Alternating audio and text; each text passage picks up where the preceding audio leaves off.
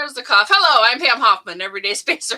I'm Jeff Miller, 2049 Outfitters. At Everyday Spacer, we show regular folks how to personally and directly participate in space exploration, science, and astronomy. We're here on Friday nights at 9 p.m. Pacific Time, 12 midnight Eastern Time, and 12 noon on Saturday in Hong Kong. We're broadcasting live from Thousand Oaks, California. And tonight's guest is Lance Shaw, and we'll be back in 8.3 seconds.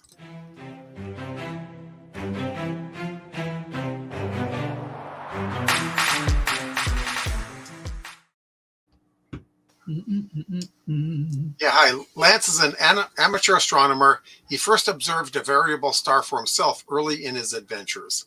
Lance has done many things in this area, including daily sunspot counts, variable star observations, and he is most interested in bringing the night sky to everybody. Yay. Tonight, Lance is here to tell us more about an interesting event, which is 80 years in the making. We're going to do some comments. Hang on, Lance. We got comments. So, hey, Cliff, thanks for joining us. All right. I hope your internet works too. And we got a couple of people here. I can't tell if they're serious or not. Yeah, but Scott's here. Hey, Scott. Thanks for joining us. Scott. Yeah, we'll see about Zach. Okay, Zach. Okay. Yeah. And Zach, about being on the meeting, this isn't a meeting. Not this one. This is a broadcast show, so yeah. You won't be getting on the show, but there are comments. Yeah. All right. So go ahead, go your line, and then Lance. So Lance, please tell us about T-Corp. Okay. As my dogs begin to bark like they've lost their mind, let's get right down to it. We're going to go here. You can add it, or do you want me to add it? I can go right good. Here. Yep, go for it. And there we go. So here we are with my first slide, which is going to be on the recurrent novae, T Coronae Borealis. There are approximately 11 known recurrent novae in the Milky Way galaxy. There have been several that have been discovered in nearby galaxies like Andromeda, Triangulum, and even at that, they're not exactly sure what the complete mechanism is that causes this, because, as I will explain later, there are several different types of novae, and this is one of the classes. This is the unusual class in that they show an outburst on the order of between 5 to 80 years in the making. So they have more than one outburst, potentially over a person's lifetime. So I've seen multiple instances of recurrent novae going off. I have not seen T Coronae Borealis go off, but I am anticipating this thing to go off any day now. And, yeah, this is the only one I'd ever heard of. So thanks for explaining about that. There's a few more, and we have a couple more comments. Can you take those? Well, Zach does have a question. Have you ever worked at NASA? No, I have not. I have lived in Cocoa Beach, but no, I have never worked for NASA. I have had family that's worked for NASA, but cool. And Zach does. He says I dream of going there. We've got Janie's here with us. Yeah. Got it, Janie. Hey, Janie. Hey, Janie, welcome. Glad to see you again. We missed you the past couple of weeks. Yep.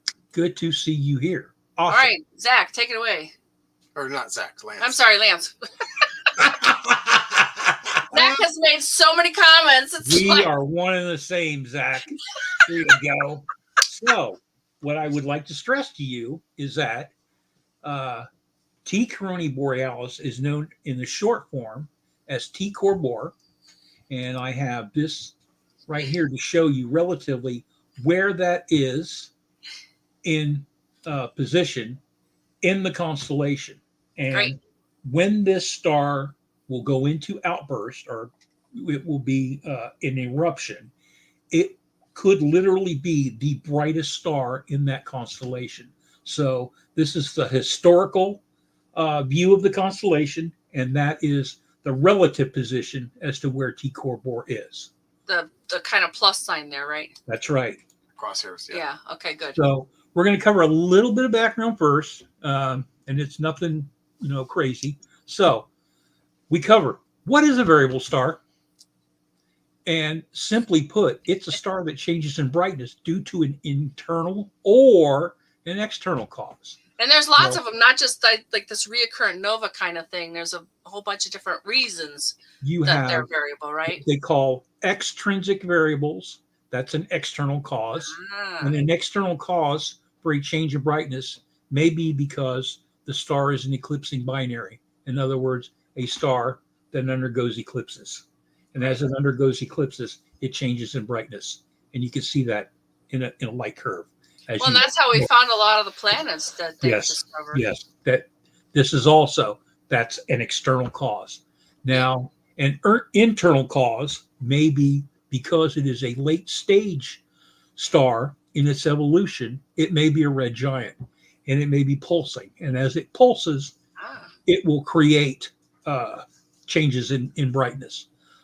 It may be a carbon star that has soot that it throws up that makes the star, under normal circumstances, it's bright until it throws up the soot, and then it becomes faint. There's a whole class of stars called, there are coronae borealis stars, and they're kind of like almost known as like a reverse nova. So that's an internal cause. And so that kind of explains, there are a whole ton of different categories. There's a menagerie of variables. What's the standard candles? Because I did a whole talk Those on are Cepheids. The Cepheid variables, right? Cepheid variables, and what are those those are pulsing. They're pulsing. Okay. Yes, those are pulsing, and they're awesome. I mean, just any star that you can come across, like, yes, very much so, Zach. It is almost like a boom, boom, boom, boom, boom. And that will be a change in brightness. Because I'd always heard that they knew where these stars were, like how far away. It's like, yes, how can I know? And I committed to a talk, right, and that I had to find out about. So it was very interesting to learn that. Okay, so like I said, there's an entire menagerie, and I could literally go on for hours describing all the different types of variables, what the light curves look like, what you look for, or how you can determine what type of star it is, because there are different types of eclipsing binaries, and some of these eclipsing binaries, you can determine what type of eclipsing binary it is by the shape of the light curve, by the times between minima and maximum. There's actually the periodicity is actually the times between minima, and so you can determine what type of eclipsing binary it is. So it's just all these different things that can be done observationally with variable stars. So minimum to minimum is its cycle. It's a cycle, yes. Okay, I didn't realize they started at minimum. Right. It's always goes from minimum to minimum. Okay, cool. And that's what determines the periodicity. So Al Ghul is another one that's a fabulous, the demon star. I hadn't heard demon star associated with that one, but It's called the demon star. We have a demon comet. Medusa or whatever.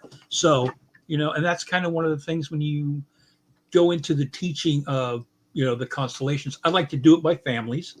I like to, have like the Ursa Major family, the Hercules family. There's the Zodiac, which has, some truth to it, although they don't actually remember the missing constellation, which is Ophiuchus. Yes. Yeah, everybody's saying, "Oh, I'm an Ophiuchii." Oh, really? Cool for you, bro. So I've never heard anybody say that. I've never heard anybody say it either, but the sun does go through that. So there's the Orion family. So I like to break those all down into families, and that kind of helps with, getting things together. So there's the Andromeda family, and the Andromeda family, of course, is her mother Cassiopeia, and the hero Perseus, Pegasus, the winged horse, Cetus. That's a neat way to do that. That's a neat way to do that. I think it's a little bit more like, they're all kind of together. That's a good idea. I think where I got that from originally was actually Professor Menzel. In order to be able to group constellations together, it was easier to remember them if you put them in families. So you knew that there were 13 constellations in the zodiac.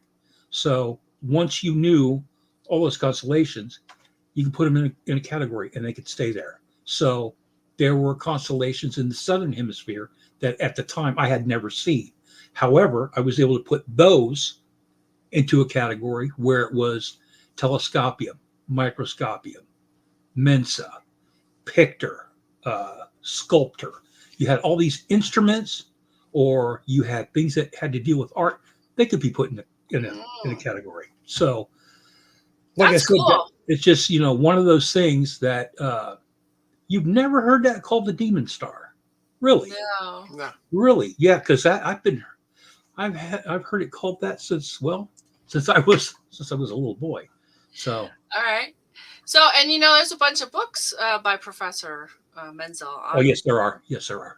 They're on Amazon, available to purchase right now. Yes.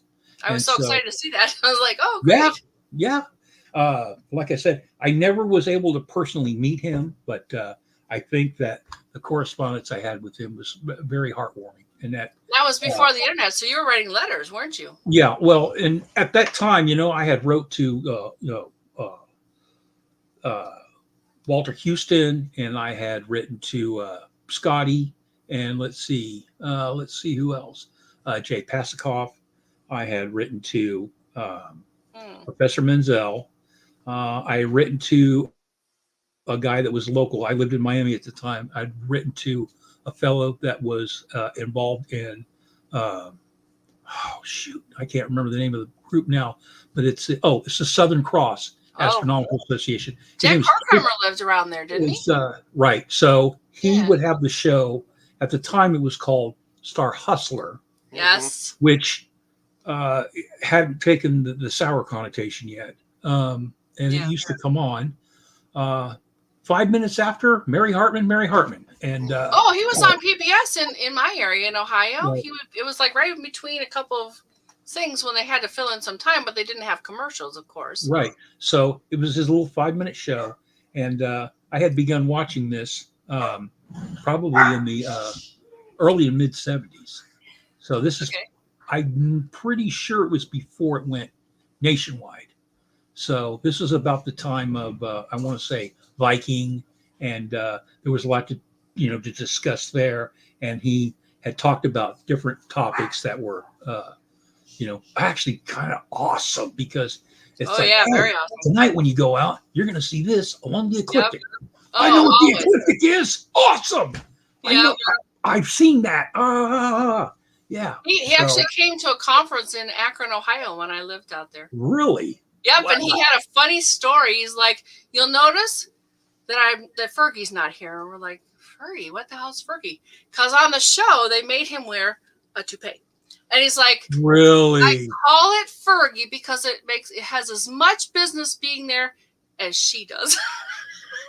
He was very funny. He was very funny. So I can imagine. Yeah. So, he was he was a larger than life personality in the sciences in South Florida for his time. And like I says, when he went nationwide, that was awesome. So, and then it was about the same time that they had started doing Stardate on the radio, when they would do a Stardate every now and then. So those were awesome as well. So going all the way back, I know it's in the introduction somewhere. Where it came to with Professor Menzel was, as a young boy, I was using a pair of binoculars and a book that I had got from the library, and it was a Peterson Field Guide series, number 15, I believe, which was called A Field Guide to the Stars and Planets, written by Professor Menzel. And so I used this guide and the binoculars to look at different things in the sky and try to figure out what different things were. Nice. And I started to learn the constellations. So it got down to the fall, and I started looking along after piecing together to do like the Perseus family. Now I'm in a constellation called Cetus. It's called the whale. It's also called the monster, the sea monster. Yep. So I'm going through this constellation, and as I come down to it, I come down to a star in this chart called Omicron. And when I looked up in the sky, the star wasn't there. So I thought, that's odd. So I looked at it again, went out, looked for it. I know I'm in the right area because there's this pattern here, this star here, this pattern here, the bright star down here on the bottom, beta, ceti. So where is this star at? So being, the precocious 8-year-old I was, I decided that obviously Professor Menzel's chart was wrong. And I went ahead and wrote him to tell him that his chart was wrong. What a marvelous letter that must have been. That I love the book. It was absolutely fantastic. It, helped me with learning nomenclature on the moon and the different craters and rills and mares and Oceanus Procellarum, all these cool things. But there was this one problem. This one chart for this constellation's wrong. And so he wrote back rather humorously that no, indeed, the chart was correct. And what I had actually done by observation was discovered that Omicron Ceti was a variable star. Nice. And not only was it a variable star, it was the actual prototype for the entire class of variable stars. Oh, no kidding. Called Miras, because Omicron Ceti has a proper name, and the proper name is Mira or miracle. So this star was known to the ancients as a variable star, and it will go anywhere from 2nd magnitude all the way down to 9th magnitude, and it will do this slowly over a period of 300 plus days, which he explained to me that if I kept looking in this area right over the course of a few months, I would slowly start to see something visible. And sure enough, wow, a few months later, it showed up. Wow, that was really cool. But I would not revisit variable stars for another couple of decades. So I went on to do, and yes, Daniel, that was Jack Horkheimer. Yes. And Daniel, thanks for being here. Nice to see you again. Yeah, so, Jack Horkheimer. Wonderful man.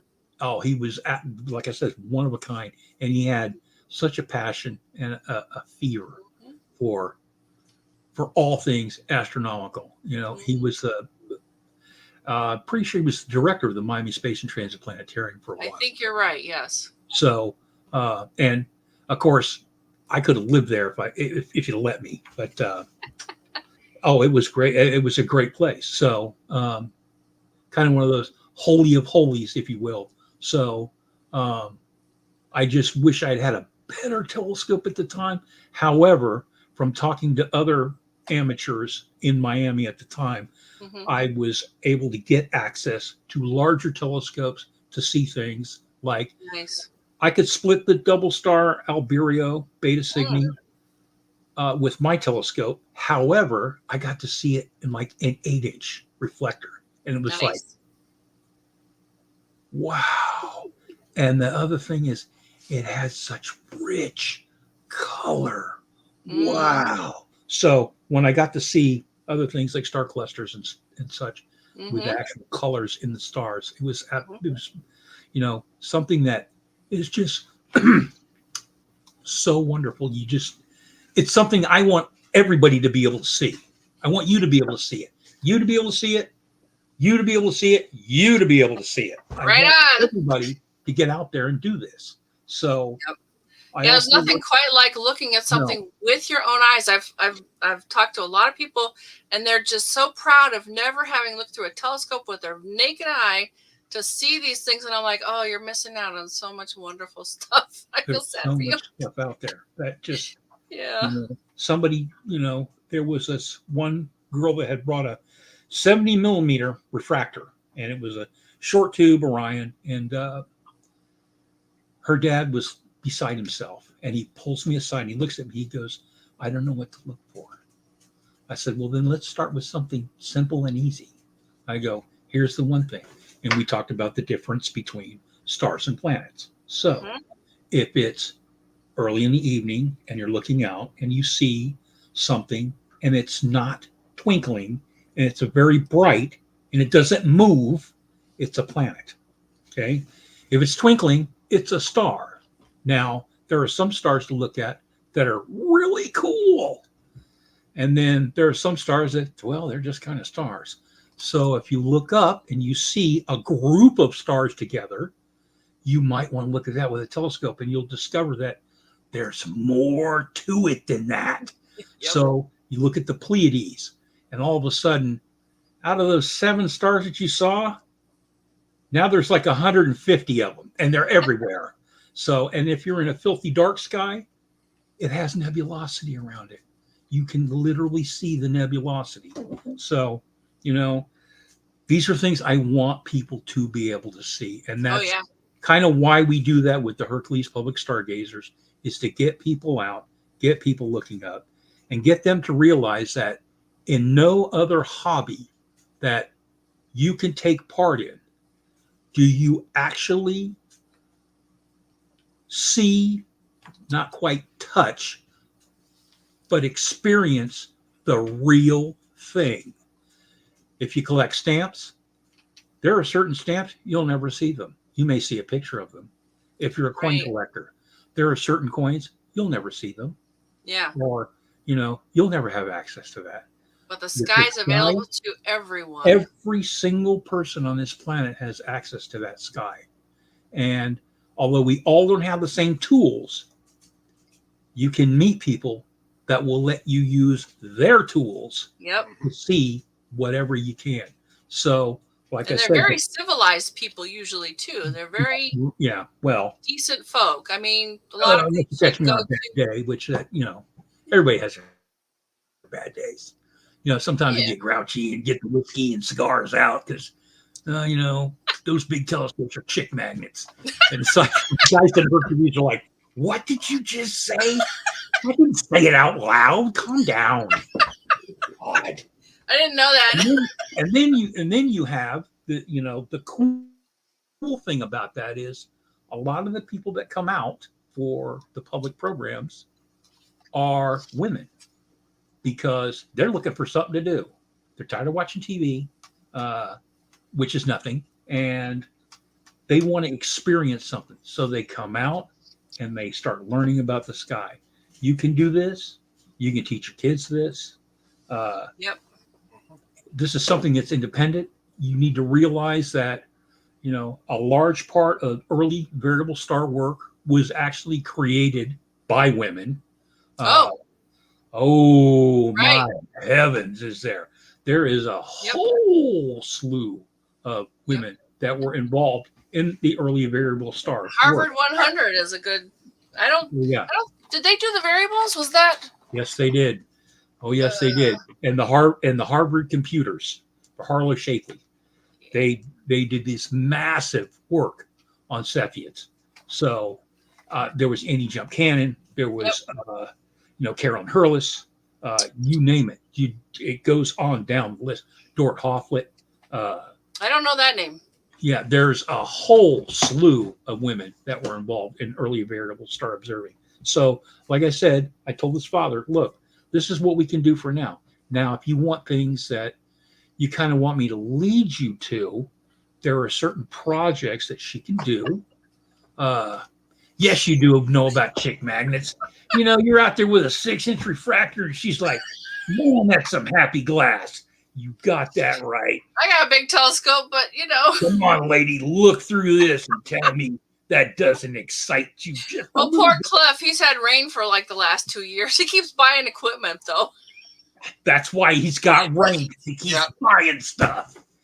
Don't you know the inverse proportionate law of buying astronomical equipment?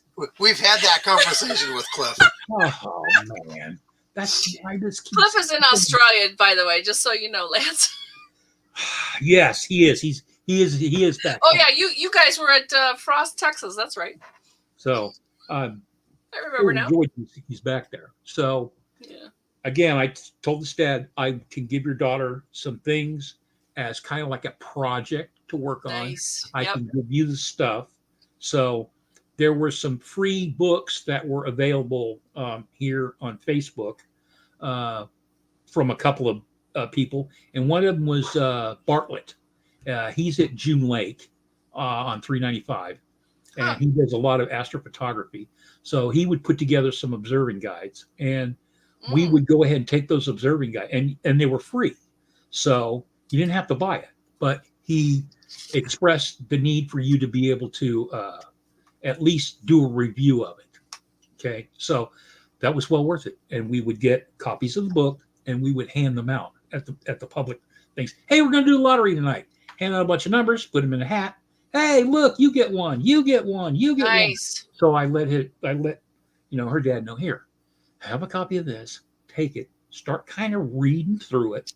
And if you have any questions or something doesn't sound right, or, you need a concept explained or whatever, here's my phone number. Give me a call. We'll walk through this thing and we'll be able to figure this out. So I don't know where she's at in this now, but she's observed all kind of stuff on the moon. She's, observed all the planets at this time, what we call planets. Well, I like your term. It was, what'd you say? Something fast food? Food astronomy. Fast food astronomy. There it is. It's fast food astronomy. And part of the reason why we want to do fast food is because of... It's a gateway drug. It is, for one.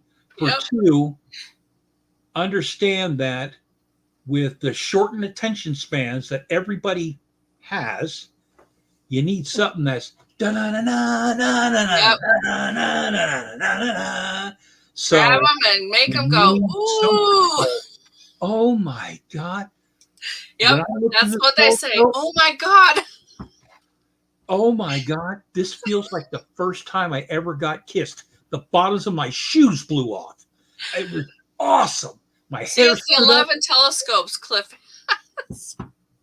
Oh, some are working and some are on the mend. Okay.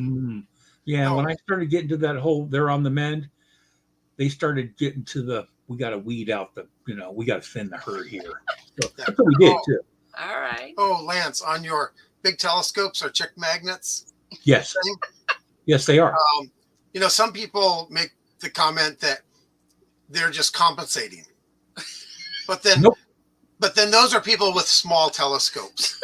Pretty much. I've had small telescopes all my life. Hi, Dave. Good to see you here.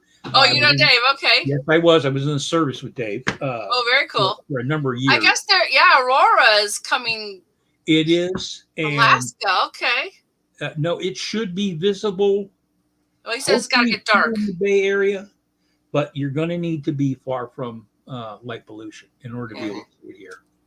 So, that's one of the issues that you may come across. So,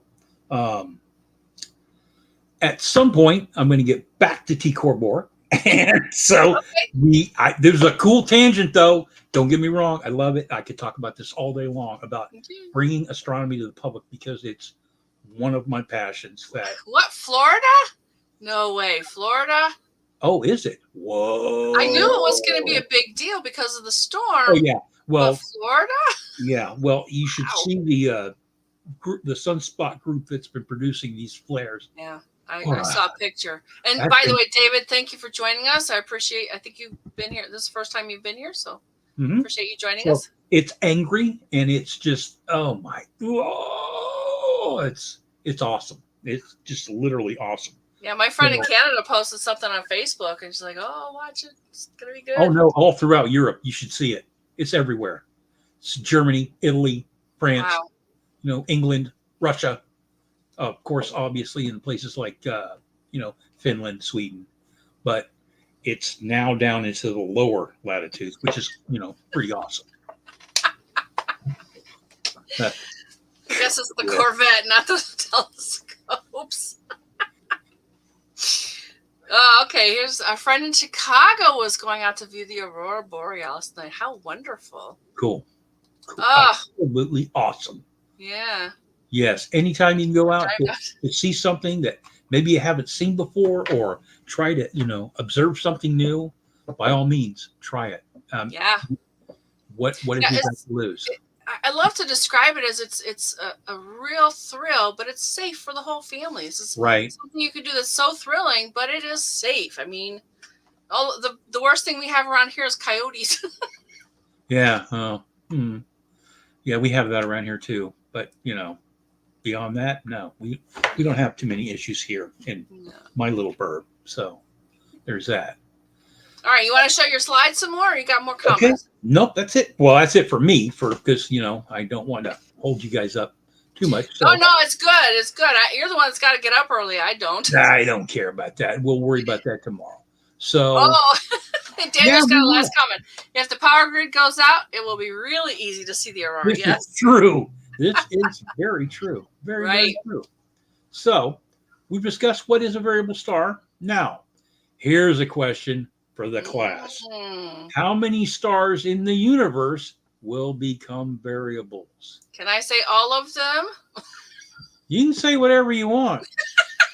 And I tell you what, if your comment is wrong, you can say whatever you want on your last visit here. I'm looking at some people in these comments. So, how many stars in the universe will become variables? And Pam says all of them. And the correct answer is all of them. Oh! At some point, every single star in the observable universe will become a variable of one type or another as it goes through its evolution. Small stars may form red giants. Larger stars may have a supernova explosion. Yep. Binary stars may start out as two main sequence stars, and then one of them forms a white dwarf or a neutron star. Every single, do you have some that are eclipsing binaries? You have some that are so close, they're ellipsoidal. Yes, black holes will variable as well, depending on the radiation that they receive. But, so literally every single visible star in the universe will be variable at one time or another in its lifetime. It may that was just a guess. No, it's literally, and the first time I thought about that, I go, well, actually, kind of, don't all of them do that? And they're like, yeah, they do. Oh, wow. Yeah. It's like listening like to the Grateful Dead or something. Whoa! Wow! Yep. Wow. That is so awesome. Yep. Wow. Amazing to imagine every star has the possibility to become a variable. Like interest rates. I love our crowd. Thank you, Jamie. So, carrying on, this is where we come to what's called a cataclysmic variable. And so you have three different classes of novae. You have classical novae, you have recurrent novae, and you have dwarf novae. Dwarf novae will not be discussed here. That's a topic for a different time. So let's talk about what a classical novae is. That's the transient astronomical event that will cause the sudden appearance of a bright new star, hence the name nova, and that's Latin for new, not Spanish for no-go. So it will begin to slowly fade over weeks or months, and all observed novae, all of them, no exceptions, involve white dwarfs in close binary systems. And the causes of these dramatic appearances may vary depending on circumstances. Some are mass transfer, some are thermal instability. However, it depends on what the two progenitor stars are. So the main classes, as I stated before, are classical, recurrent, dwarf novae, and they all fall under the heading of cataclysmic variable stars. So specifically, when we deal with T Corps, a recurrent novae is an object that has been seen to experience repeated nova eruptions, and they typically brighten about nine magnitudes. Okay, a classical novae may brighten by more than 12 magnitudes. Some classical novae, they're at 17th magnitude, and they'll come all the way up to like 4th, which is just insane. So it is estimated that as many as a quarter of nova systems experience multiple eruptions. But for the time being, only 11 recurrent novae have been observed in the Milky Way. And there was one just recently added. So, like if I was explaining earlier, if you go on Wikipedia and you were to look under recurrent novae, it has a table of 10. Well, there's another one that's been added. There was a novae that occurred in the constellation Eridanus in 2009, and Nova Eridani 2009. It's been subsequently given a designation, and it's now KP Eridani. And spectroscopically, it was found to be a recurrent novae, and it's estimated that its period could be somewhere between 40 to 55 years. And so it went off in 2009. So we're looking at maybe it goes off again in 2049. I mean, I probably won't be here, but it'd be cool to watch. It'd be cool to see periodic changes in brightness of this star. So it'd be cool to observe it. So those are the differences between classical novae and recurrent novae. And then I never heard of a dwarf novae. That's interesting. Okay, dwarf novae is a menagerie because the prototype for cataclysmic variables of dwarf novae types are U Geminorum, SS Cygni, okay, Z Camelopardalis, okay. So what you have is a star that undergoes an outburst that's somewhere between, say, 3 to 6 magnitudes, and it does it on the order of sometimes days, sometimes weeks, sometimes months. So these are stars you can observe every single night. And some of the observations that you make are when you look in the field, the actual star itself is not visible because you can't see it. Right. It's not bright enough to see.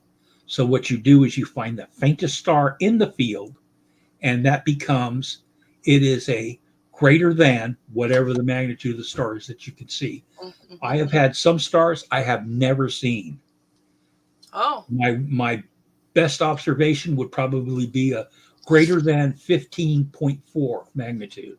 Yeesh. I can't see anything in that field fainter than 15.4.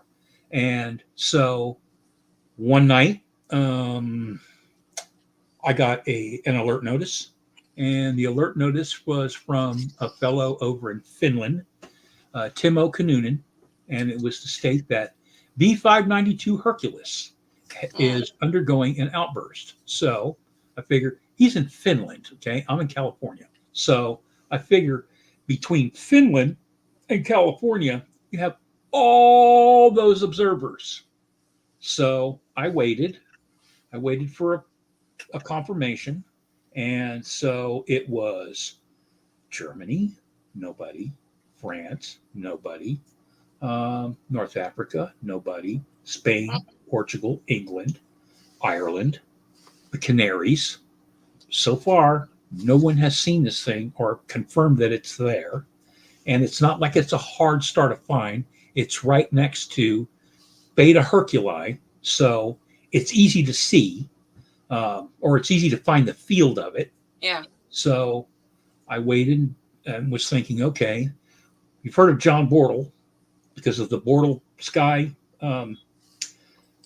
his Bortle classification of sky darkness, right? So I figured, okay, John, variable star observer, he's going to find this thing because I'm sure he's been talking to Charles Scoville. He's got a chart for this thing. He's going to find it. It's going to be awesome. Nothing. So nothing from any of the guys up there in New England. Nothing from anybody on the Eastern Seaboard. Nothing from anyone down in Florida. So, and then as the time went through, I figured, okay, now we're hitting Chicago. So, ton of observers there. Somebody's bound to see this thing. Nothing. Not a word. So now it's like, okay, we have observers in Wyoming, Colorado, Utah, Arizona, to name a few. And I'm waiting, and I have a my mentor at the time lived in Arizona. So I figured I'd see something from him. And sure enough, nothing.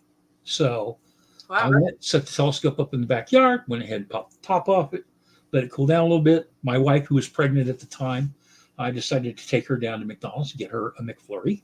So she was going to be happy.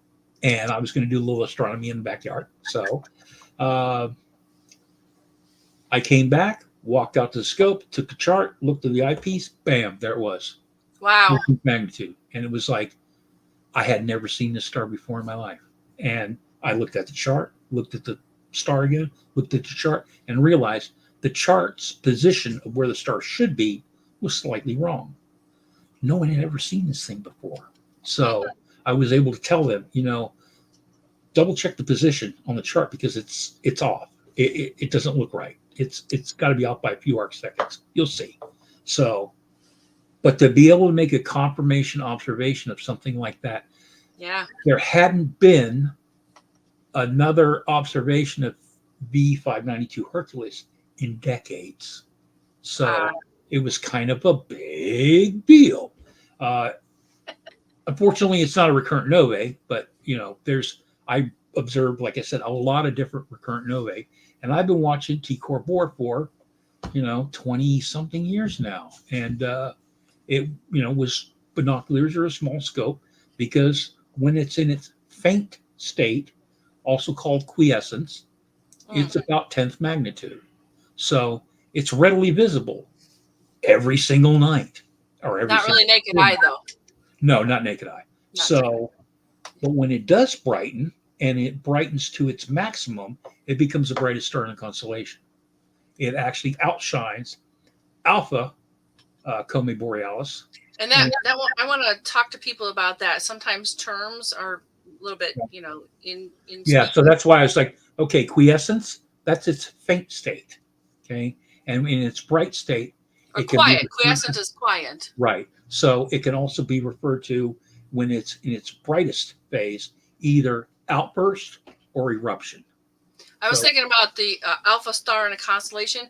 All the constellations are kind of like the stars are like cities in a state, and the constellation has a border. Right.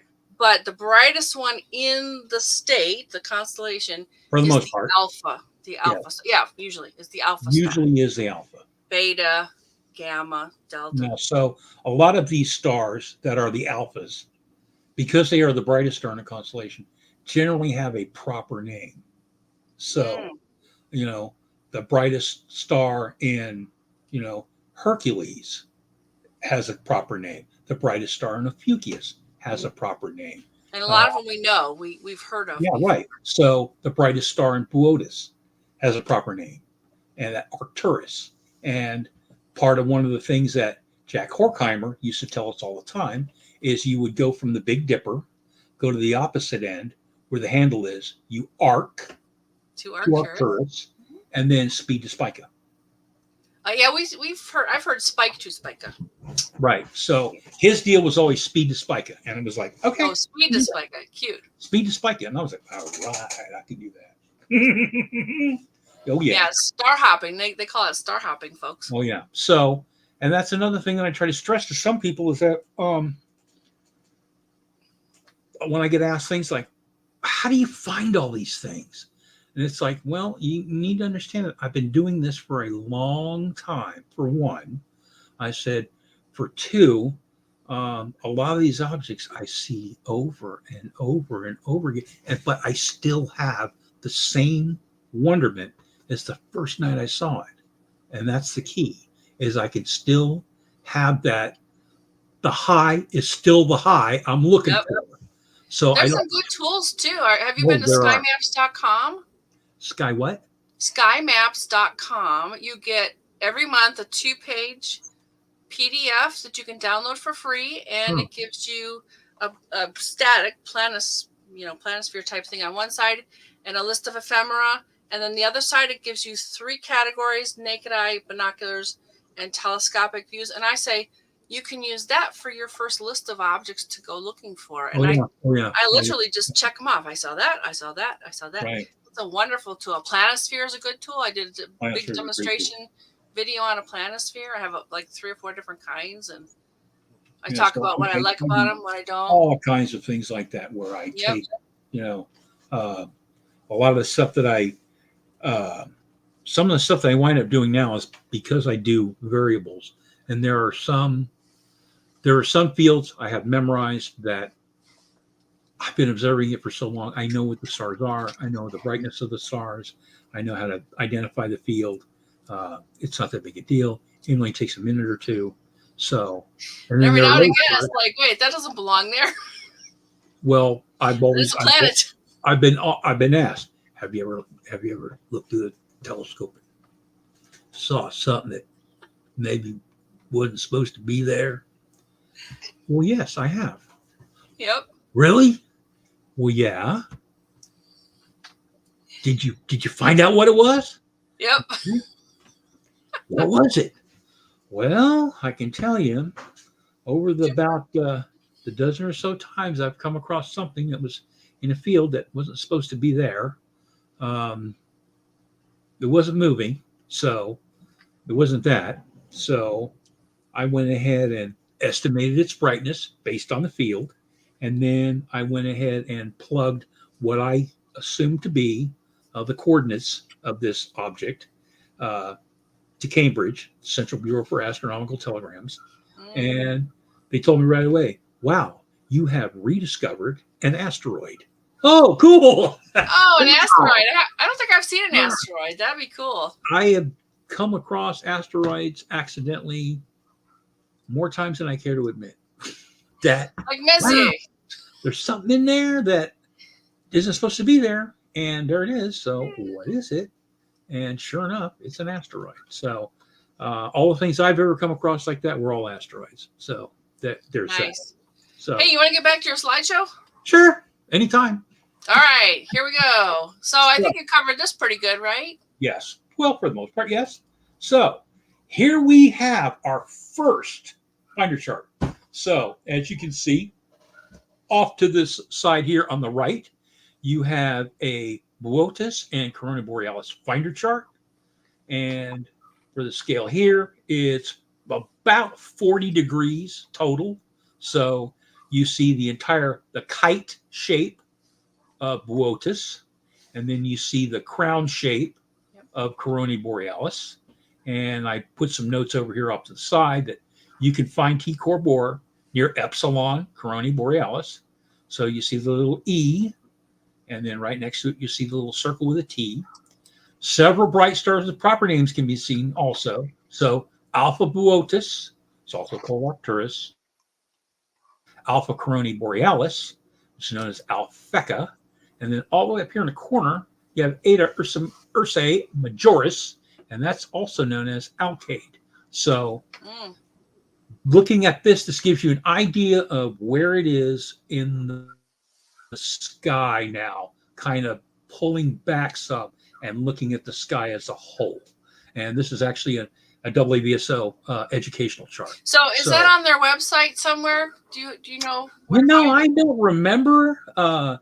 I've had this chart for probably, well, let's see there. I've had this chart for about 23 years now, almost 24 years now. See, I've had this chart for some time. So Daniel's, that's pretty big distance between. Yep. That's a pretty big distance. Actually, a pretty big distance. Sci-fi shows don't really no show. It's not like a they don't know. No, when they show the thing going like this, and no, that's okay. So, so what I did was I had the WVSO chart, but not to be left out of the equation here, I also pulled up a British Astronomical Association variable star section finder chart. So this is also that same field. It's a little wider because this is a 50-degree field. Okay. And the corona's in the middle of that one. Yes, it is. Corona Borealis is in the middle of this with T almost dead set in the middle. So you still see the same kite shape of Boötis without the lines. You see Serpens caput. You can see almost the entirety of the Hercules constellation with this here, the keystone, and you can almost see the lozenge on Draco. So I know these are all just really, really cool things. So I wanted to make sure that they got a chart in here as well. And this is a 50-degree field, so it's a nice wide field. And this is kind of a suburban kind of view. You need to understand that the faintest stars in this are probably hovering just around 4th magnitude. So, you know, And for the folks that don't know, that means it's a factor of 2.5. So for a star like Alphecca, which I have my cursor on, I don't know if that is equating to you guys here. Yeah, It's the brightest star it's the brightest star in Corona Borealis. So that is 2nd magnitude. Well, just a little fainter than 2nd magnitude. Yeah, what I was going to mention too was the smaller the number, the brighter the star. That's kind of a right. The smaller number, the brighter the star. Yeah. Right. So T Corona Borealis sits at about magnitude 10. So for it to go from 10th magnitude to 2nd magnitude is a factor of about 1,500 times. That's a big in brightness. Mm-hmm. Yeah, and things like Venus, that's going to be a negative number typically. It's minus 4.3 most of the time. Yeah. A full moon would be minus 12. And if you think of like the number line, you got the 0 in the middle, and you got 1, 2, 3 on one side, and then -1, -2, -3. So the farther left you go on the number line, the brighter your star is going to be. When you hear people talk about magnitudes, right? So we only have a few stars that have negative magnitudes, and so Sirius is one. That's the brightest star in the nighttime sky. Okay, followed closely behind by Canopus. Okay. So have you ever seen Canopus? I don't know. I'd have to. So when you look at Sirius in the sky, Sirius will be up here. Well, let me get it right to about there. Well, put it over here.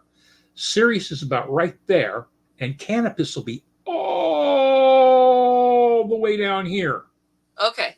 It's way low. So if you were to we're near LA, I don't know if I can see that. In Los Angeles. From where you're at, yes, you can definitely see. Oh, you can. Okay. So, all right. From like Texas, it's great when you go to like Dallas and you're in, a hotel or whatever, and you look out the window to the south, you see Sirius up there, and then way down over there, right close to the horizon, is Canopus.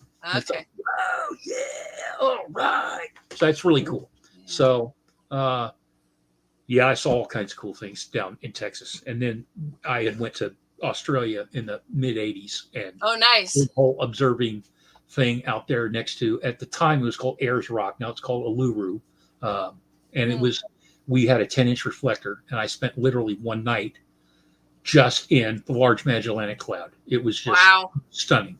I never ran out of things to find. Everything I looked at was an NGC object, and some of those things weren't NGC objects. They weren't even named. It was just like the southern sky is just such like an open treasure chest of stuff to see. So, I mean, I can see how these guys became prolific observers, because the southern sky is like unparalleled to anything we have up north. It's literally. So, I mean, we may have some cooler galaxy clusters and stuff like that, but as far as like the richness of the Milky Way and Nova is just, the richness of the Milky Way and the different types of nebula, they're unparalleled in the southern hemisphere. Got it. Oh, gotta go. Over here, we've done the British, the BAA VSS chart, which is 50 degree. So now, here we go with the meat of the subject. And this will be T Corboreal will soon be the brightest nova in living memory, with an asterisk. And the reason why it has an asterisk, because technically it will be the brightest recurrent novae in living memory. Okay. Because Nova Cygni 1975, which is also known as now the 1500 Cygni, was just under 0 magnitude at Mm. its brightest. So it was 0.3 magnitude in brightness. So T Corridor is going to be the brightest recurrent novae in living memory because like I said, I don't literally know of anyone that was alive observing in 1946 Mm. who saw this. I don't know of anyone. That's not to say that there's not, but I don't know of anyone. So Right. the 1866 nova eruption reached a visual magnitude of 2.0, and there were 3 different discoverers. Okay, it was found and then closely monitored. Okay, so, and like Reverend Webb said, you need to monitor this star, and guys like William Tyler Olcott monitored this star. And then later on, one of our most famous variable star observers, Leslie Peltier, who had an observatory up in Delphus, Ohio, he was constantly monitoring T Corridor. And it says there that the nova eruption reached a visual magnitude of 2.0. I don't think that was correct. I think it didn't reach 2.0. I think it reached magnitude 3.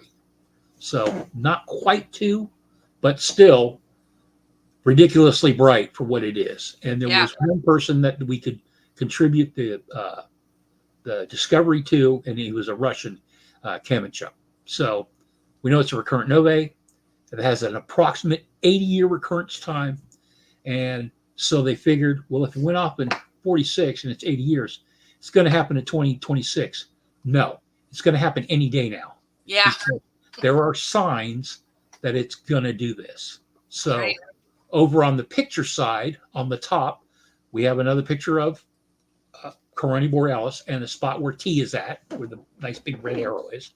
And then on the bottom, of course, we have an actual picture or an art that shows the red giant material being pulled off around the white dwarf, which will form an accretion disk, which is what that disk of material is. And either through thermal instability or mass instability, that disk will ignite and it will form a hot spot.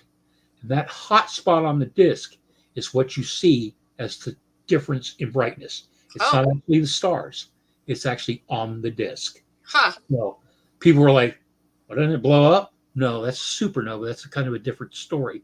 And that's where a star, it blows itself apart, and it can either blow itself into actual destruction, or it can blow itself up, become a neutron star or a pulsar. So, but this here, it forms that accretion disk. And either mass instability because of how big it is, or thermal instability by temperature, it creates that hot spot, and that hot spot is literally what you are seeing when the star goes into outburst. So, and that in itself is like amazing. Well, I'm seeing the spot. I'm not really actually seeing the stars. Okay. I didn't realize that. I got a couple comments. You want to take those, Lance? Sure. So Cliff says, in other news, someone has detected a gas only given off by a plankton on an exoplanet like Earth. Far more work to do yet, but it could be the start for other life. Time will tell. And he goes to say, told you we had the better skies when it's not raining. Yeah, that's true. Yeah, when it's not, when it's not a torrential downpour, yeah, they do. They have the better skies. But hey, and the other thing is, the wild thing is that I hadn't considered that. I went in July, and I figured, oh, it's going to be great there. No, I was freezing. It was freaking winter. I forgot. When you're in the southern hemisphere, our summer is their winter. Yes. And it was cold. And I was really good time to go to see an eclipse in 2028. That's a fact. Thinking about that already. Yeah, that is true. Not too early. It's not too early, and I've already made my plans. We're going to go to Sydney. Are you going to Sydney? We haven't decided anything yet. We're working on some stuff here. Yeah. So my first plan is to go to Egypt. Okay, that'll be the year Right. before, and looking at Luxor, but we'll see how that plays out. Nice. And so there's that, and then, but I am still looking for a partner to go with me because my wife says she's not doing it. So, still looking for a guest ride, and then Sydney, she will go with me for that one, and we'll get to see Ted and Juanita again, and that'll be great because the stories he told me, while we were there at Tom's place at Pickett's Hollow during the eclipse was just, awesome, absolutely nothing short of awesome, because he had referred to different astronomers that he had worked with, and he had performed photometry for them. And I'm like, oh yeah, that guy's a famous variable star observer. And he was like, really? You knew that? Well, variable star observers are kind of like a niche group. There's not a lot of us. There's not very many of us. I can remember going to a symposium down in Joshua Tree National Park, and having myself, Bob Gent, who was then the vice president of the Astronomical League, but a member of the WVSO, Gene Hansen, who was my mentor, and he was from Arizona, so he was there, and then Dave Levy of, David. Yeah, Schumacher Levy 9. So there we were, the four of us, variable star observers, all in the same spot, talking variables, because that's what we do. That's kind of the thing. So it's a niche organization that there's not a whole lot of us, and there's not a whole lot of us that do this. There's not a whole lot of us that. But regular people can participate. I That's understand. the key, is that regular people can perform citizen scientist work. Yeah. With nothing more than a pair of binoculars and a handful of charts. Nice. We'll have to talk about that a little bit later on, but I know you have some more slides, because I was looking on the site and I couldn't quite figure out the AVSO site, and I couldn't quite figure out how to participate. Okay, so we'll talk about that eventually here. Eventually, we can. I want to see the rest of your slides. Okay. I've already learned some cool stuff. Okay, so we're in here, covered most of the topics here. So here's the historical context that I wanted to throw at you guys. This is from a book called In Starland with a 3-inch Telescope. It was written in 1909 by William Tyler Olcott, who became the first director of the WVSO when it was formed in 1911. So here on the right-hand side, you have a page that shows the constellation Corona Borealis, and it shows a cross down there at the approximate position of T Corbor. And then if you notice in the notes on the left-hand side where it shows the cross, it says this marks the spot where famous temporary star appeared in 1866 as a star of second magnitude. So the second outburst had not occurred yet, because this is 1909. Okay. In about 2 weeks, it declined back down to 9th magnitude, where it is at present. It was the first novae to which spectroscopic analysis was applied. So, according to Webb, and that's Reverend Webb of the Webb Society, okay, he said this star should be carefully watched. Well, it was carefully watched. It was carefully watched right up till the time it went into outburst again in 1946. Now, having said that, we have our famous variable star observer, Leslie Peltier, up in Ohio. So he has been diligently following this star night after night after night. And he has watched the star, go through its little machinations where it's varying in brightness ever so slowly. And then right before it gets ready to go into outburst, it takes a dip and gets faint, Okay. And that's when he puts the alert out. Hey, this thing could go off at any time. So everybody be ready because it's coming. It's going to get you. So everybody be at the ready. So the night that T. Corbor went into outburst, Leslie didn't feel good. And instead of making an observation, Leslie decided to go back to bed and had actually even made the comment that it's better that I take care of myself so Yep. that I could take care of my family than for me to make observations tonight. So Leslie went to bed. Leslie woke up the next day to discover that T. Corbor had went into outburst that very night. Ugh. So 2.5 decades of work on this star missed by one night. So Ouch. it could happen at any time. And it will reward the patient observer. You may never see it, but you're there in the event it does. So Nice.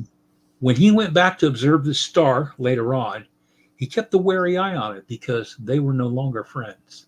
And there are a lot of variable stars I count amongst my friends because I have an idea of what they could do or where they should be. That's not to say they are, but I have an understanding that this is the potential of what this star could do. So, Lovely. and I try to do that as often as possible. So, this here is something that it showed you they knew something was up with the star and to keep an eye on it. So, Right. even early on in the early part of last century. So, when you start looking, right now, okay? Yep. Every clear night that you can go out, look up at that constellation. You should be doing it now until it goes boom. Now, here's the key. Okay, it says it always peaks at a visual magnitude of 2.0. Well, again, I think the eruption in 1946 wasn't actually magnitude 2. I think it was magnitude 3. I don't have all the data on it. So here's the other thing that you need to be aware of. Once it goes boom, it will only stay above naked eye visibility for about 7 days.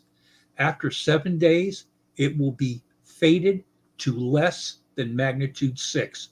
You will not be able to see it unless you're in a filthy dark sky or unless you have binoculars or a telescope. It's not going to be visible. You won't be able to see it. Yeah. So this is a limited time offer. When you hear it, get out there, look at it. If you want to make an estimate, great. And if you don't want to make an estimate, great, because this is the time to actually get out there and get involved. Lance, where in the world can people observe this from? Is this sort of everywhere literally worldwide? Worldwide, that's what I thought. With some exceptions in the southern hemisphere, but for the most part, pretty much everybody can see this. And for those 90+% of the Earth. Yeah, about 90% of the Earth you can see that. So, so here's a light curve of T. Corbor from 1945, 1947, and this shows the pre-maximum where it did a little dip, then it came back up, bounced around a little bit, and you can literally see that it went from 10th magnitude. By the time somebody caught it, it was at 5th magnitude, and then it was in the outburst at magnitude 3. So that big spiky thing, that's the 10th magnitude? Just down here on the bottom, where the one, down here around 10th, if you draw it all the way out to that one that's right, there's a circle right above the 10th magnitude line, and then you travel up, and there's another circle right under the 5th magnitude line, and then all the way at the top is a 3rd magnitude where the circle is. Then you begin to see it starting from outburst. Now it begins to fade. And that period of time in between outburst and 6th magnitude is about a week. About a week to 8 days. So, and then it continued to come all the way down here to the bottom to where you had a flurry of observations right around, middle 9s. 10th magnitude. So all those little circles are someone's observation, and they've someone's plotted observation. out. Okay. And that was in V magnitude, so it's visual. And so at some point on or about the 100th, maybe 105th day, the star underwent a partial rebrightening up to about 8th magnitude, and it stayed up there for about 3 months. And then it began to fade again, and it has been in its quiescent state ever since. However, as we will see, okay, and this is where I explain that after that main event, it's going to be expected to fade, then undergo a second rebrightening at or around 100 days. And here it's actually close to like maybe 120 days, okay?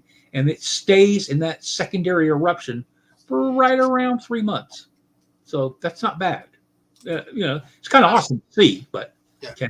So do they know what causes that secondary eruption? Mysterious and unique second eruption. They have no idea what in the blazes is going on here. And they have tried to determine it and still have failed miserably. Wow. So it's got to be one of those things. They're going to need more data.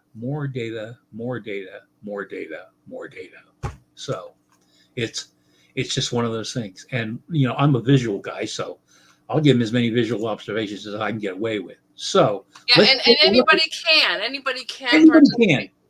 Anybody has access to these charts. Yeah. Anybody has access to the materials. And if you need access to the materials or you need copies of it, please contact me. I will get you that information. I will get it straight to you. And I can put you in touch with people at the AAVSO that can help you out with this if that's what you would like to do. Yeah. So here we're going to look at a compound slide, and this is the light curve of T-Corps from 2015 to right around the present day. So if you look over here, all of the squares in green are done with what's called a V filter, which simulates visual, okay? And then all the ones that are in B filter, it's a blue filter that they've taken these measurements with. So the blue filter is significantly fainter than visual. So, but as you keep watching this thing, you realize in 2015, there were 2,080 observations made by 107 observers. So you had a substantial increase the following year at 2015 and almost, just over 6,400 observations.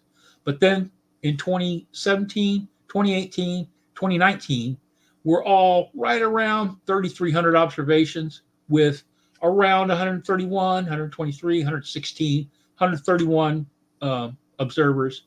Didn't really go up that much, 144 in 2021.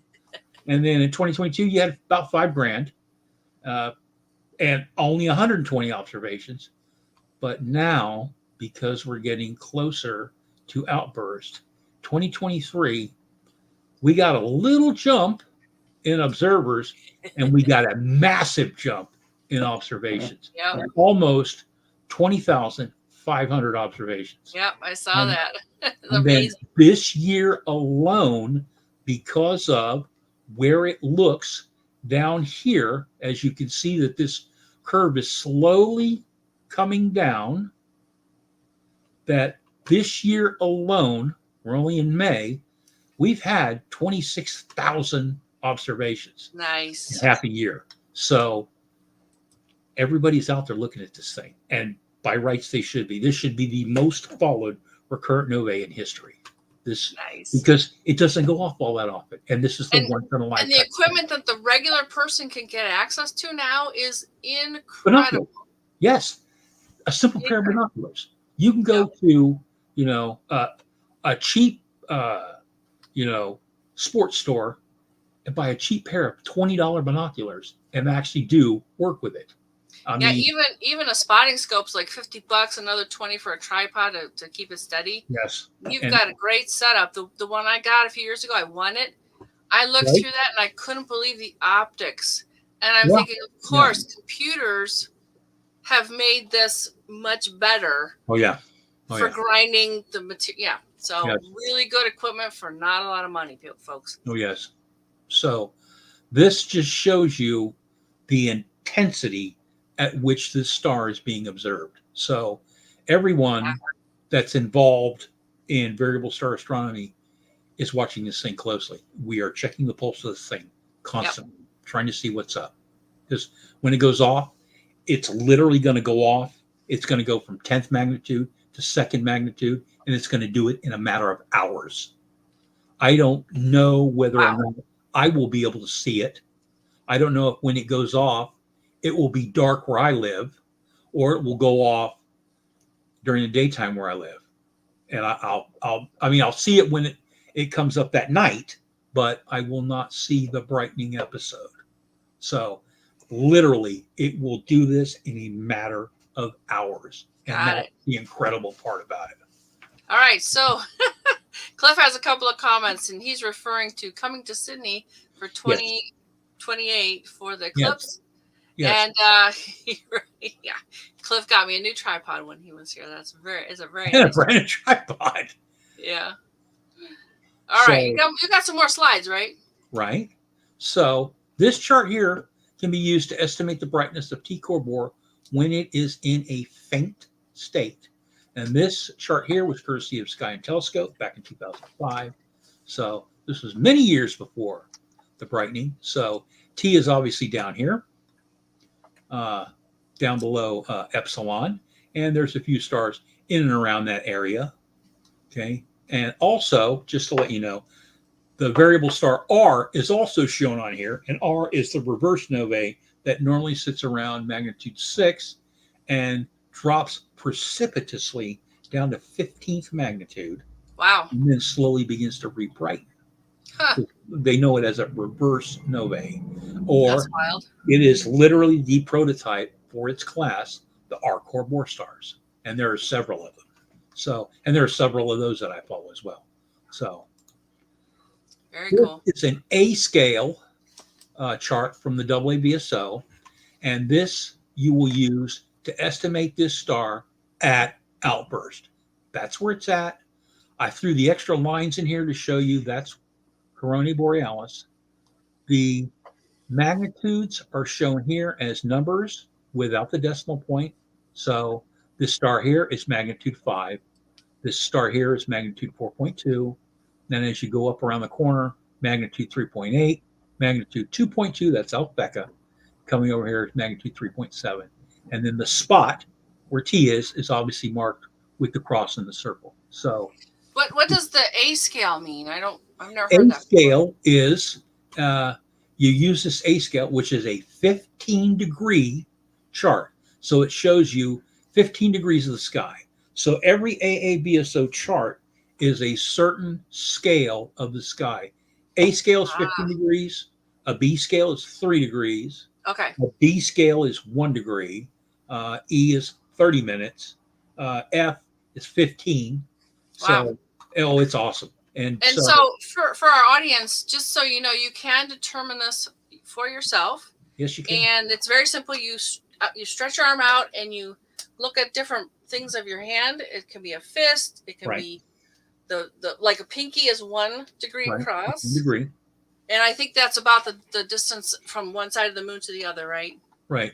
So the amazing thing with the human body is it can be used as an astronomical instrument. Yep. And that astronomical instrument is the hand, because the hand relative to the length of your arm, that ratio is the same for almost everybody. So the distance across your fist from here to here is approximately 10 degrees. Yep. So that's a cool thing so you need to convert distances in the sky to degrees, and that's how you do it. So if you were looking east and you put a fist right on the horizon, and that's 10 degrees, if you went from there to west, how many fists would it take? 18 fists, because you're going half of 360 degrees, which is a 180.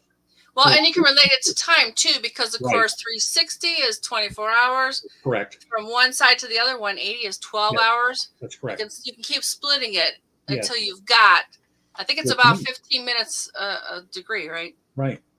So, like I said, and I do that kind of stuff all the time. Or I bring a roll of quarters and start handing them out to everybody and go, okay, now, realize this is an astronomical instrument. Have you done this before? With the No, quarter? I didn't know about the quarter. What's And you take that? the quarter, okay.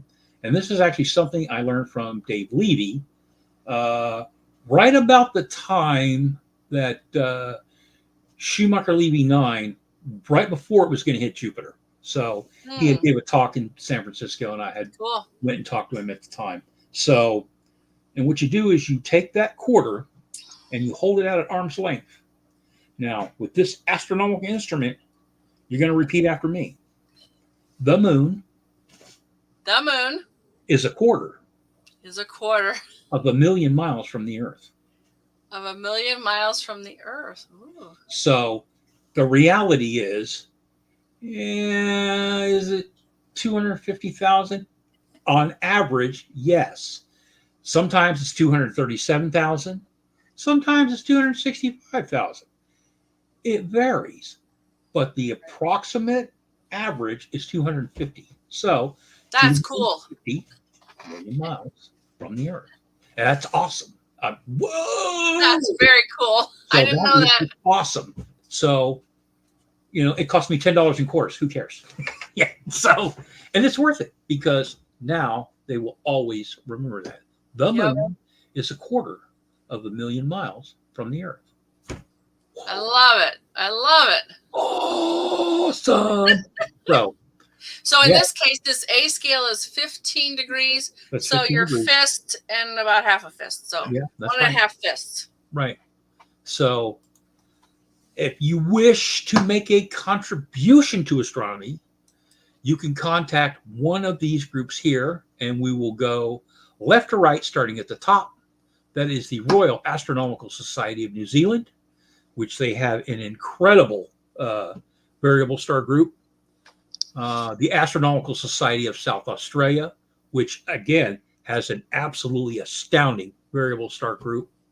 And we have the AFOEV, which is the French Association of Variable Star Observers. VSNet, which is literally an intense international mailing list on variable stars that comes from the University of Kyoto, Japan. And should you want information on different alerts or different types of star, you would subscribe to VSNet. And believe me, they will inundate you with all kinds of data. You will get more data than you ever thought imaginable. I can't even get through all the emails. I'm going to have to unsubscribe to a few things. So, okay. And then going down here to the lower left-hand side, that is the British Astronomical Association, the BAA VSS, and they have, again, an outstanding variable star section. And in the middle is the Royal Astronomical Society of Canada, and of course, the association that I belong to, the AAVSO, which is down in the lower right-hand corner. So, American Association of Variable Star Observers. So, they've changed their logo a little bit through the years. I kind of, have a soft place in my heart for this one here because this is the one I got 80 different stickers of, and I put them on. Nice. I have all the binders, telescopes, all that kind of stuff. So, yeah, that's the kind of one that when I see that, it's like, okay, that's me. That's me. AAB. Yes. So, and then, here we go. Even if you do not decide to make any estimates whatsoever, get out and observe. This is the once in a lifetime chance to see a rare star at its brightest. Don't miss it. You got a week's time to see this thing, and that's it. You will be able to see it, but it won't be at its brightest. They talk about it with total solar eclipses, but I'm like, but they come back. We'll see them every few years or whatever. Yeah. Do a little travel. This guy, You might No. have to sacrifice a chicken or something, to get the clouds to clear or whatever. And so we had Cliff dress up, and he had the limes in his hands, and Oh, there was a whole bunch of monkey business going on there. he didn't tell me about that. No, of course not. What happens in Texas stays in Texas. I see. What happens during the eclipse stays during the eclipse. So Got it. All right. this is the once in a lifetime chance to see it in its brightest. Please don't miss it. Take a step outside, look up, and get into it. And again, that's the. Oops, let me do this. So remember, if you see the Big Dipper, which is very recognizable, the handle of it, you arc to Arcturus. Right. And remember, Arcturus is in. We've always said Buutes in Ohio. And it's very near the corona is just this little kind of U shape, very it's to the east of Buutes, right? Right.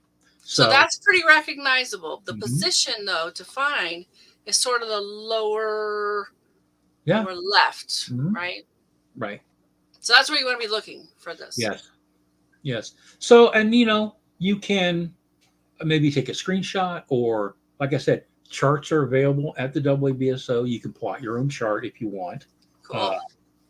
So there's that. I'll show you how to do that later. But because there's something that there's a few things that you need to do. It was after a few drinks, and there was there were others in that party that were kind of monkeying around as well. Okay. Let's not blame it all on Cliff. It was easy to blame Cliff, but yeah. You all influenced each other. Got it. Man. So was that your last slide, Lance? I have one more slide. One more. Where it is, I thank everyone for being here tonight. And that's me. My observer code is SQN, and I am affiliated with the WBSO. It is a fantastic organization. They have given me much support throughout the years. They have given me as much data as I have asked for. Anything I need is a phone call away. And it's brilliant. It's one of those things. And I get to perform citizen science that they can literally put out an alert that says, look, I need you to monitor this star because we want to use Hubble to observe it. So what do? We observe the star. And when we find it, doing some different or strange behavior, notify the WVSO. They'll notify the appropriate scientists that are involved. And boom, now you have an orbiting observatory observing something that you saw. You were involved in that. So that's it's incredible that, I have professional scientists that could contact me to say, hey, I need more data, or I need you to observe the star for a while, or can you add this to your list? Sure. If I got time, I will. So, all right. If you don't mind, Lance, let's look at the site, and I've got it queued up here. Okay. And how can people go there, and how can they participate directly? One thing is you can log in. So what you can do is you can get a, what do they call that? I've forgotten the freaking term now that I've talked myself to death, is that you want to go ahead and make your own login for this. So I'm looking for, I can't hit that. Oh, here's a get started. I didn't see that before. Right. We'll see what that does is when you click it. Yeah. Have you clicked it? Okay. So it lets you know, okay, what are they? There's some tutorials. Okay. There are some manuals, depending on what you want to do. Okay. You can find somebody to mentor you in this, which I have done that as well. Yeah. And there are a couple of how-to videos that are also involved with that. So, and is this where you find the charts, or do you need to create a profile and log in? You can create a profile, but however, what you want to do is scroll down. Keep going. Oh, there's their logo. Keep going. So right there, stop. Pick a star. So you need a name of a star. So pick a variable star name. I don't know them as well as you do. Tell me. T. Just T, like the letter? Right. Well, you can make it a capital T, but it'll be capital T. Okay. Space. Okay. Capital C. Oops, not that one. There we go. Small r. B. Capital B. Just like that? Oh, capital B, sorry. Okay.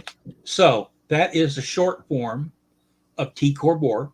Now, you're going to go down there where it says create a finder chart. Click that button. Here? Yes. All righty. Oh, I love this. This is an awesome live demonstration. Ooh, look at that. So this is a chart for T Corps. However, this is a D scale chart because the field of view is only 1 degree. So what you're going to want to do is go back up. Okay. Plot another chart. Okay.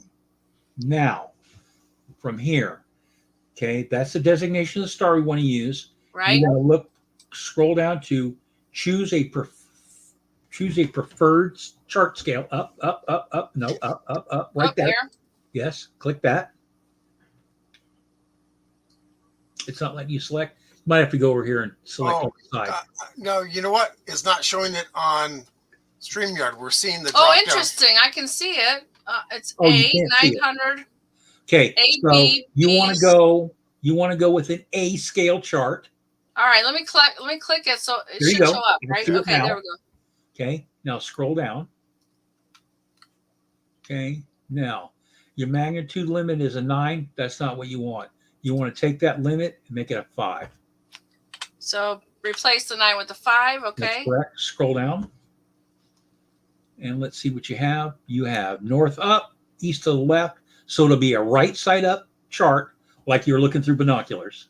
Okay. So you don't want to, would you like all magnitude labels to have lines? Click no. Because it adds down, down, down, right there. No. Okay. It's not a special chart, so you don't have to do that. Go ahead and go over here where it says plot chart. Click that button, please. Well, okay. It takes a minute. Yeah. Oh, well, yeah. If it's generating the chart, yeah. This is fantastic, Lance. So you can do this with, as you scroll down, well, you click on it and it'll actually make it larger and make it downloadable. So now you can download it. Okay, now you see the 3.7 is a star up in the corner. The 2.2, that's Alphecca. Okay. 3.8, there's a star. 4.2, that's Epsilon. Up there in the top, there's a magnitude 5 star, right? And then, of course, the circle with the cross on it, that's T. That's our objective. This chart is used for when the star is in outburst.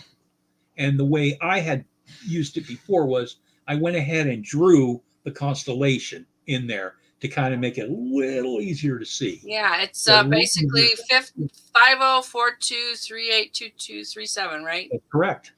Or do you go to this one too? Is that included? You could, but it's faint. So okay, that's fantastic. So you can save it, and you can save it as it can be saved as a PDF. You can save as JPG.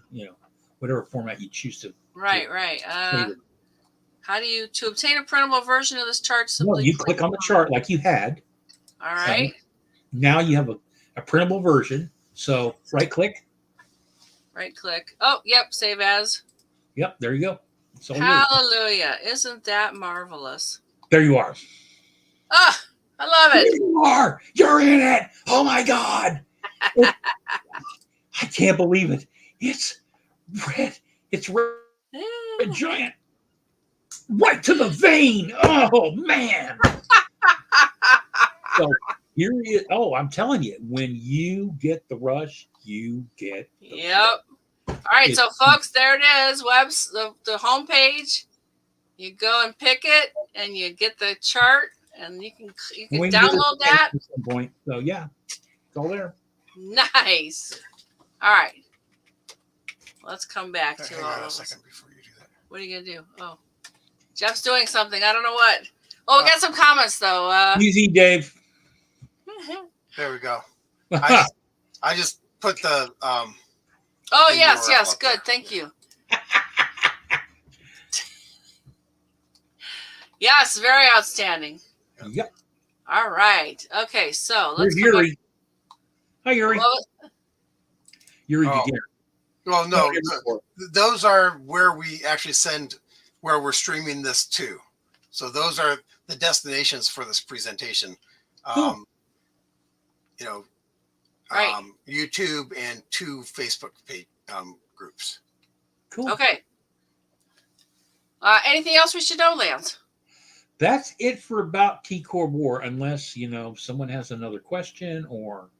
We'll be watching for those. We do have a couple more segments. We'll go through them a little bit quickly. It's getting a little bit late. You want to take over? Sure. Some stellar events this week. May 10th through May 17th. May 11th, the moon runs high. May 12th is Mother's Day. Not really something up in the sky, but hey. We talk about the big ones. Yeah. May 13th, Uranus and the Sun are in conjunction. May 15th is the last quarter moon. Now I'm going to think about that quarter. I'm There going to think you about go. that every Now, time there now. you go. You got a quarter. It's right there. Yep. May 17th, the moon is Yes, they are, Daniel. Yep. Yeah. I've known several people that are in the Astronomical League, and I've known presidents and vice presidents of the Astronomical League, and they are an absolute wonderful organization. Yeah. And again, I have several observing awards from them early on, like when they came out with their double star observing club. Right. I got the third nice certificate for it because I got on it, and there were double stars that I had already observed that I already had data for. So when they produced the list, all I had to do was copy that information over. And then the few stars that I couldn't find, I even used a 20-inch Warner's Fossey telescope at Chabot Observatory in Oakland to make one of the observations. So it was like, wow. So yes, they're a great group, and I stay in touch with the Astronomical League through the Astronomy Connection. That's an internet group that primarily deals with observing sites. And one of the sites we go to is Lake Sonoma, which is north of San Francisco, about an hour or two. And, we get a decent, like a Bortle 2, Bortle 3 sky. So, it's worth the drive. Yeah, all right. Via Dinkum, mate. It's all good. All right. Where is that? Where you are? Yeah. Okay. Go ahead. So also on May 17th is our Friday night show. So far, we're thinking about a crunchy topic for next week. I do have some guests in the works. We'll see what happens. Yep. We'll post the episode info on Sunday. We should know for sure what the episode will be about by then. Yeah. Yeah, with any luck.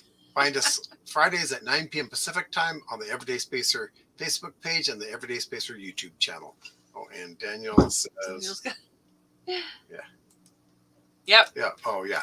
Yeah, these two over here, it's all I could do to talk over them. I mean, these guys over here, absolute rascals, the both of them. So what inspires you the most for this week? And I only have a few of these, so we want to go ahead and finish, or it's all queued up. Yeah. Oh, that's actually, let me talk about this one for sure, because this is really cool. If you have not heard of NASA Social before, you definitely want to keep in touch with this because it gives you an opportunity to actually go to cool things. And this one's still got a couple of days on it. NASA invites social creators for launch of NOAA weather satellite. Now, you need to be on social media. You need to be active on social media, and all that's in here. As with everything else, we definitely want you to read everything carefully, follow all the instructions. That's the first thing that will happen. You'll get bumped because you did not do something right. Like entering for a contest, you got to do everything they say, every single piece of it. This is for digital content creators, like they said, to attend this launch, National Oceanic and Atmospheric Administration. Now, you want to know that you can go. All right. And with launches, they can be scrubbed. That won't be your fault, but you definitely want to be sure you can go. They're only going to pick 50 social media users. Okay.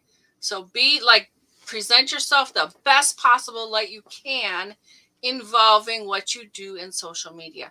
Like I said, it's from May 9th, which was yesterday, goes till May 14th. And watch these times. They are very strict on this. You know, they'll all be considered, but they'll pick the best ones because they want you to talk about NASA online for them. We actually got to go to the Landsat launch. Mm-hmm. All right, so what's this one? Landsat 8 or 9? Landsat 8. Yeah. So this is a kind of a cool, it's called Ensman Magazine, and you can get them free access to them. Just add your name and email address here. And there's some more about this fellow. I don't know too much about him. I found it on Facebook, but it sounds interesting, so I would definitely check that out. Space Foundation Discovery Center. Oh, Audience with an Astronaut. That's what it is. Inspire students, enable teachers, propel your community. So there's some upcoming sessions, and are these live or in person or online? I forget. Again, saw this on Facebook. Haven't had a chance to really look into this in depth, but this one will be May 14th. Any grade level. It's mainly for school people, you know, children in school, teachers at school, that kind of thing. And then they talk about who it is. Retired ASAF Lieutenant Colonel Dwayne Digger Carey. Did we get another comment? Yes, from Daniel. Yeah, go ahead. So he says, my first in-person launch was Nimbus from Vandenberg via Oasis in the 1980s. Yeah. Nice. Whoops, I thought this was set up. Sorry. So if you want to go to any of these cruises next May 1 through 5, 2025, the Galaxy Cruise is taking your, well, okay, I thought it was here. I saw it before. Maybe there. There we go. Join the pre-sale. First round deadline. So yeah, you want to do this kind of thing. You want to take a cruise for, is this an eclipse? Miami to Nassau, Bahamas. Oh. Should I forget? Yeah, because the next one's up by Iceland. Not down in the Bahamas, but don't know. They might just be doing observing and stuff like that. Yeah. All right, we've seen this before. The dark sky. We actually went and looked. We have not done an episode on the dark sky, so we'll have to look at that. 5 principles for responsible outdoor lighting. I just love this list. I'm going to go down because I can see the whole thing in this one. Useful, targeted, low-level, controlled, warm colors. All right. Oh, this is happening very soon. It's a museum after hours, science fiction, sci-fi summer night. Where was this? I forget. June 14th. Yeah, June 14th. I think it's in Here it Roswell, is. Georgia. Roswell, Georgia. All right, so if you're in that area, you want to look into it. National Space Society has a deal for their membership. And Black Rock Observatory has a bunch of things that you can support their observatory. And we've seen this before. Send a postcard to space. Hello, where is it? You can, yeah, it could be digital or it could be in you know, like a card, you know, actual postcard. What else do we have? Oh, this is really cool because I really want to learn how to take good photos of the night sky. September in Utah. I got this book. Yeah. I definitely recommend it. Yeah, Lance? No, Kanab. Yeah. That'll be Where, awesome. what? Kanab, where it's going to be held is Kanab, Utah. That's Utah. gonna be awesome. Thought I said Utah. Okay. Yes, it does. Okay, Iceland eclipse packages there. We've seen this before. And the National Air and Space Museum has a good program for spacesuits. All right. Oh, this is the Curiosity Box. We've seen these. Oh, and I wanted to check into this Friday, May 17th for the Vandenberg Space Force Base. What else do I have? Clips. All right, that's enough because we've seen a bunch of these a number of times. So I just had a few new ones. I wanted to make sure you got those. All right, so here we are. So. Oh, you should do this one so we can see everybody. Oh, hit the wrong one. That's okay. So, if you or someone you know has done something interesting involving space exploration, science, or astronomy, we'd love to share our live. Join us again next Friday, May 17th, and we'll do a crunchy topic. If we do a crunchy topic. Yeah, if we do a crunchy topic. If I get a guest, we'll have the guest. Yeah, but... yeah. But if we do one, It'll be about astronomical spectroscopy. Because I've actually reached out to the AAVSO and they responded. So if somebody can be on our show from AAVSO, that'd be really cool.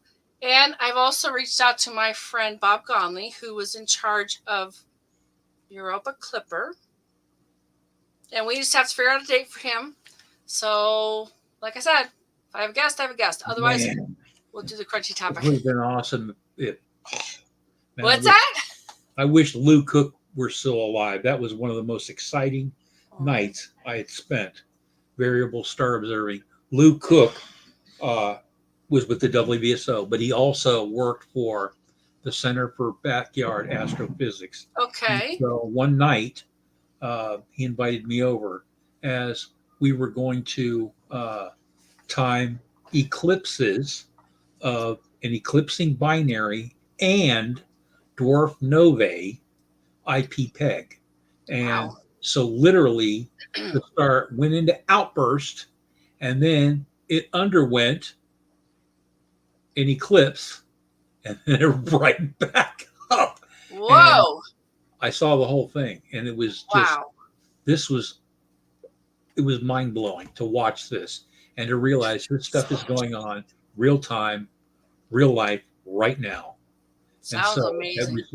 It was one of the most exciting nights of variable. And I observed one star that entire night. That was it. Wow. And it was fantastic. So, and unfortunately, Lou passed away within the last year, but they have a bench dedicated to him up on Mars Hill at Flagstaff. And so very cool. Another person that would be really cool to do that would be Brian Skiff, but I don't know, if he would be in touch. Brian's kind of another one of he's kind of the man behind the curtain. You don't, people that observe variable stars know who he is and have had long talks with him about all kinds of different things. I've spent, numerous times talking to him about our core Bohr stars. There's one that's in the constellation Ursa Minor, Z, UMI. That's an R core Bohr star. And so it's like, there's a carbon star up there? Really? Yeah. Oh, so there's that. And so he would be one to do that. So, definitely put us in touch. We got a couple more comments. You ready? You got it? So, Cliff. Thanks, Cliff. I hope you can join us again. And it should be interesting, whatever it is. Yeah. That's a great question, Daniel. Is variable radio astronomy a thing, too? I have no idea. Yeah, I don't know. Can you tell us, Lance? I've not been involved in any radio variable work. Okay. We have been involved in sudden ionospheric disturbances, but those are with the sun. So there's that. Okay. There is variable radio astronomy to do. It's primarily done by professionals, though. This is not something in the amateur realm. Yeah. Well, maybe there's some room for it then. I don't know. If you can come by the equipment. Oh, okay. Yeah, I've seen people make their own equipment. Right. So, and like a lot of things, like, certainly in this field, you're getting more and more opportunities, and it's getting easier and easier, and it's getting less and less expensive. I mean, a good telescope now doesn't cost that much money anymore. And getting access to existing equipment is getting easier and easier with the internet. Yep.